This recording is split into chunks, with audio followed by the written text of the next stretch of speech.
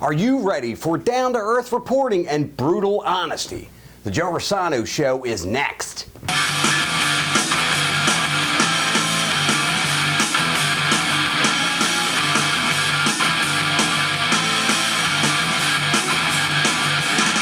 Welcome to the Joe Rossano Show. Hi, I am Joe Rossano. The mission of the Joe Rossano Show is to lay out the issues in down-to-earth fashion using brutal honesty. So as of right now and forevermore, stop watching the news and strictly get all of your information going forward right here on the Joe Rossano Show. No more CNN, no more MSNBC, no more mainstream media. And why? Because they all have agendas. Now, for the outset segment, I am going to discuss and analyze the presidency of Barack Obama. As we approach the final months of our 44th president, Barack Obama, let me start here. The Joe Rossano Show is filmed in the state of Maryland. I'm a huge Baltimore Orioles fan. And for reasons of brutal honesty, I'm not a Buck Showalter fan.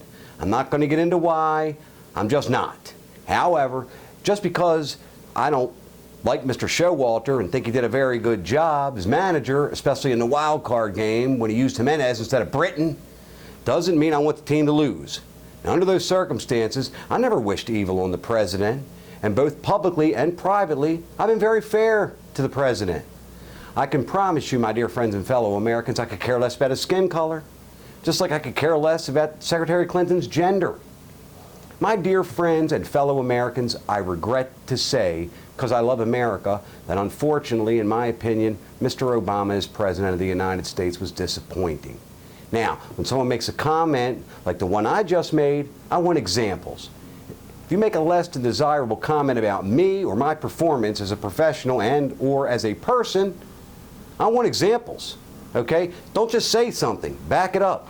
When I make a comment on this show, I will back it up with verifiable facts all day long. So here are the facts as to why this analyst has come to the conclusion that the Obama administration was less than desirable.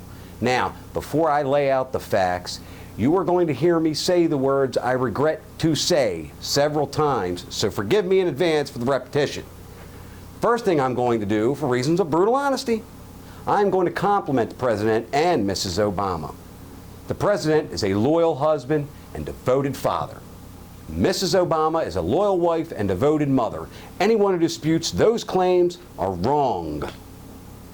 Fact number one, George W. Bush has been on ranches in Dallas and Crawford, Texas for almost 8 years. Fact number two. In 2008, the average median household income, how much money husband and wives made, etc., per year on average, was $57,276. Today, I regret to say, according to the U.S. Office of Management and Budget, is $55,775, down 2.3%. Fact number three, Americans on food stamps when the president took office in January 2009 was 33 million. It is, I regret to say, now 46 million, up 39.5%. Fact number four, when the president took office in 2009, home ownership in the United States, according to the Associated Press, was 69.2%. In 2016, the number of our fellow citizens who own homes, I regret to say, is now 62.9%, down 6.3%. Fact number five, the percentage of families in which no one, and I mean no one, is employed in the entire household, according again to the Bureau of Labor Statistics, has grown from 17.8% in 2009 when the president took office to 19.7% in 2016. That is up 1.9%. Fact number six, again, according to the U.S. Office of Management and Budget, when the president took office in 2009, the national debt was $10.63 trillion. It is now $19.19 trillion, up 80.5%. Now, I will discuss the Affordable Care Act and Trayvon Martin in the Raw and Brutal segment coming up after I make this endorsement. Looking for a great haircut like mine? Check out Brian Bunt's Barbers in Perry Hall next to Outback Steakhouse, and in Bel Air at the Festival next to Buffalo Wild Wings. Your small town feel with a big town reputation. Brian Bunce is proud to be recognized as one of the top salons in Baltimore by Baltimore Magazine. You can find them at brianbunce.com. Tell them Joe sent you. To the raw and brutal segment, the Affordable Care Act, aka Obamacare. Insurance companies are withdrawing in droves. United Healthcare CEO Stephen Hensley said, "We can't really subsidize a marketplace that doesn't appear, at the moment anyway, to be sustaining itself." In other words, they're going broke, so they're leaving. If you like your plan, you can keep your plan. That turned out to be false. The president repeatedly promised Americans, if you like your health care plan, you can keep it. Millions of Americans had their plans canceled. Still waiting on that $2,500 savings you were promised? You are not alone. Premiums are skyrocketing nationwide. Prices have increased 20.3% in 2016 alone. Obamacare customers say their plans are useless due to soaring deductibles, which I will get into during the summary segment. Basically, too many sick people are signing up and too few healthy people are doing so. This causes prices to surge, and that causes fewer healthy people to sign up. Trayvon Martin. For reasons of brutal honesty, I personally came down on the Trayvon Martin side of the issue. I think he was murdered by George Zimmerman, and as always, I'll give you my reasons. George Zimmerman was not a police officer. He just thought he was. Come on, we all know the type. The mall security guard, neighborhood block watch guy who thought he was freaking Serpico. Now, the compelling issue that has this analyst coming down on the side of Trayvon Martin was a documented fact that when Mr. Zimmerman called 911 for police assistance, the dispatcher asked, "Are you following him?" Zimmerman replied, "Yeah." The dispatcher then said, "Okay, we don't need you to do that." That is where the situation should have ended. Zimmerman should have stood down. He called the freaking cops. Now go sit down. Nope. Zimmerman saw an opportunity to act like he was Starsky and Hutch and followed the kid until, of course, an altercation began, and then he shot the young man. Had George Zimmerman followed the advice of the 911 dispatcher, Trayvon would be alive today. Now, why do I bring this up? Because this is where the president lost me permanently. As this analyst's belief that President Obama is George Zimmerman's president every bit as much as he's Trayvon Martin's president. On March 23, 2012, Mr. Obama said this. If I had a son, he'd look like Trayvon. And,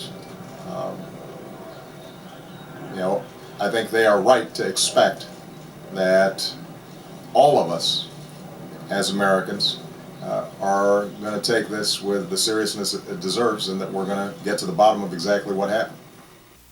Sorry, folks. I just cannot in good faith support that statement. Again, I will give you my reasons. The president, by all means, has the right, and rightfully so, to express his condolences to the Martin family, to give his opinion that this was a tragic event. However, the case had not yet gone to court. It had not yet been adjudicated. The president went to Harvard Law. He, above anyone, knows better than this. Not only as the president of the United States, but as an attorney. The president knows better. Him, above all, should have understood that although, as I said, George Zimmerman murdered Trayvon Martin, folks, Mr. Zimmerman is entitled to due process. He is innocent until proven guilty. Mr. Zimmerman had not yet had his day in court, yet our president deemed it necessary to bring race into that incident. That, my dear friends and fellow Americans, despite all the facts I discussed on the outset segment, was the single most disappointing thing the president has ever done, in my opinion. I will make a few more endorsements, and then I will be right back with a summary segment and your email. Looney's Pub, Maryland's undisputed favorite hangout in Canton, Bel Air, Maple Lawn, and College Park. To find a location near you, check them out on the web at www.looneyspubmd.com, and by local experts specializing in mobile-friendly web design, SEO, and social media. Check them out at www.localexperts.com. Now, to the summary segment.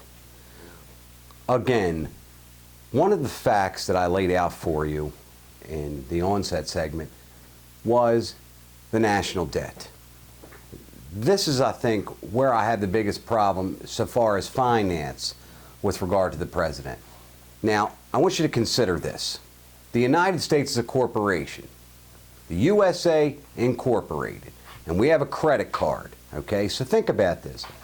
Every president from George Washington to George W. Bush ran up $10 trillion in debt, okay? Then one president, ran up $9 trillion in debt. Where did that money go? I mean, I realize that a lot of money was spent in Iraq, etc. But where's the new airports? Where's the new roads? Where'd the money go? Now, the Affordable Care Act, I can speak from experience. I'll tell you the situation I'm in. I had a nice plan. I liked it. I really did. My deductible was low, and that's where it got me, the deductible. The good things about the Affordable Care Act, Obamacare, for reasons of brutal honesty, it is good that folks with pre-existing conditions can get a health care policy. Give you an example. You got a guy with a relatively moderate case of cholesterol, takes one pill a day, his cholesterol looks good when he goes to his doctor. In the past, the insurance company would what they call rider that out. They would not cover anything that had to do with your cholesterol if it was pre-existing. Now, the issue is, again, got to agree with the president here. The insurance company would do anything not to cover anything that they thought had to do with that cholesterol, okay? You break your ankle and go to the hospital, the insurance company will say, oh, that was your cholesterol. We're not paying for that. And they have money and resources and attorneys to fight you around the clock. Now, the president, with getting rid of the pre-existing condition, did put a stop to that. Got to give him that. One thing that Mr. Trump wants to do, I got to say I agree with, is to, as he says, all right, I'm going to try to speak Trump here, remove the lines.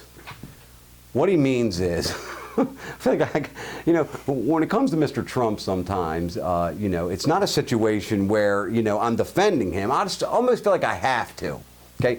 He's like my 12-year-old brother who runs his mouth in the playground, gets punched, and then I got to go fight for him.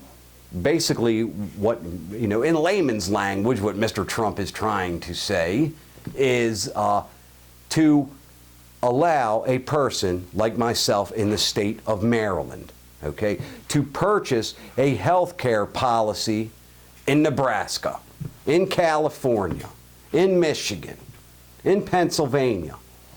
I'll give you a very good example of why this is a good idea, okay? In 1982, my father bought our family our first Rossano family VCR, okay? That VCR in 1982 cost my father $750, okay? The reason that darn VCR was so darn expensive is due to lack of competition. Now, in 1986, 1987, 1988, you can get a VCR for $100 anywhere. Competition. They couldn't charge $775 for a VCR anymore because you had Sony, you had Iowa, you had JVC, among others, caused the companies to compete, hence the price went down. Now, I'm going to give you an example. In the state of Maryland, as an example, there's only 2 or 3 insurance companies. You either buy from them or you have no insurance. Now, what Mr. Trump is trying to do, again, got to give him that, is, as he says, get rid of the lines. What he means is let you buy health care anywhere you want, in any part of the country. Therefore, if, as an example, Care First wants to charge you $500 a month and a $6,000 deductible, you can call an insurance company in Texas and get a $400 a month policy and a $2,000 a month or $2,000 a year deductible. Now, Care First not going to want to lose millions of customers in the state of Maryland, so in most cases they are going to probably say, hey, Mr. Rossano, we're going to go ahead and match that. We'd like to keep your business. That is the one thing that I feel that the Affordable Care Act really, really lacks. Again, not advocating Mr. Trump's health care policy, but added to the Affordable Care Act as far as pre-existing condition, etc., allowing competition in the marketplace as it did for the VCR industry, certainly can't hurt. Now, another thing that Mr. Trump says, got to give him credit again, is the deductibles are killers. They're killers. Personally, I have a $6,000 personal deductible, a $12,000 family deductible. I go to the doctor 2 times a year. I think my wife's been to the doctor 6 years ago. I pay X amount of dollars a month for an insurance plan for no reason at all, except Mr. Trump said you practically have to be dead to use your, or dying to use your health care. He's absolutely right. I have health care insurance for this reason. If I fall down the steps and break my neck, that's why I got health care insurance. Just in case of a major catastrophe.